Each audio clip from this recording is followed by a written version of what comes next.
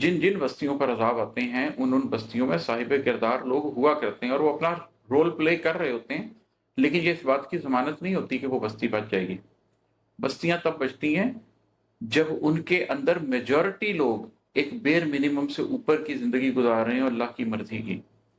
تو ہم جس معاشرے میں رہتے ہیں، ہم نبی کریم صلی اللہ علیہ وسلم کی امت ہیں، اور قرآن اس بارے میں ذکر بھی کرتا ہے کہ قیامت سے پہلے تمام بڑی بستیوں کو ہم ایک تباہی سے، ایک عذاب سے گزاریں گے۔ اگر ہم اس سے بچنا چاہتے ہیں تو سورۃ الکہف کے اندر اس کا ایک پورا ماڈل بھی ہے، اور ایک بنیادی مسلمان بننے کا ماڈل تو خیر ہم جانتے ہی ہیں۔ تو یہ دو چیزیں کرنا بہت ضروری ہیں،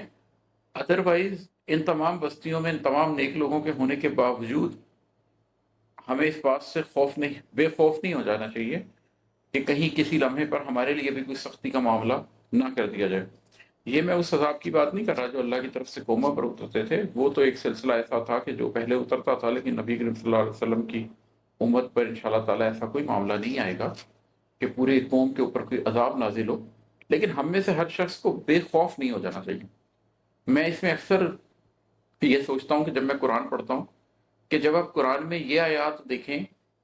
کہ پتھروں کی بارش، کیا تم اس بات سے بے خوف ہو گئے ہو کہ تم پہ پتھروں کی بارش ہو جائے، یا کیا تم اس بات سے بے خوف ہو گئے ہو کہ تمہیں زمین میں دسا دیا جائے،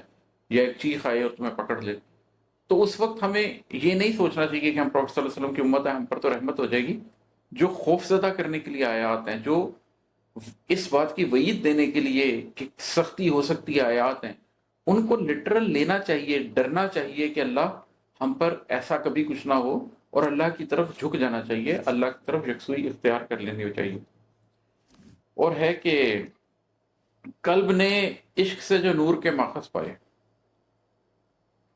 قلب نے عشق سے جو نور کے ماخذ پائے، عقل والوں کے یہ آزار ہوا کرتے ہیں۔ جو لوگ صرف عقلی طور پر زندگی کی حقیقت کو جاننا چاہتے ہیں، کچھ چیزیں ایسی ہیں جہاں سے آگے وہ جا نہیں سکتے، اور ان کے لیے وہ زندگی بھر کا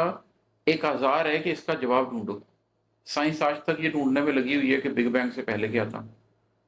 آج تک ان کا یہ سوال ہی ختم نہیں ہوتا کہ اگر ہر چیز کو اللہ نے بنایا ہے تو پھر اللہ کو کس نے بنایا ہے۔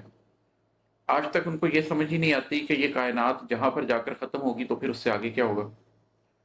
یہ عقل والوں کے آزار ہیں۔ لیکن جو لوگ سمجھتے ہیں کہ خدا نے یہ ٹائم اینڈ اسپیس کیوں کریٹ کی ہے، اور ازل کیا ہے اور ابد کیا ہے، اور خدا ٹائم اینڈ اسپیس سے باہر ہے، اور وہ ان چیزوں کے جواب ڈھونڈنے کی بجائے خدا کی بنائی ہوئی کائنات میں وہ سائن ڈھونڈنا شروع کرتے ہیں کہ وہ خدا کو پالیں، بجائے اس کے کہ وہ امپیریکل ایویڈنس کے تھرو اللہ تک پہنچنا چاہیں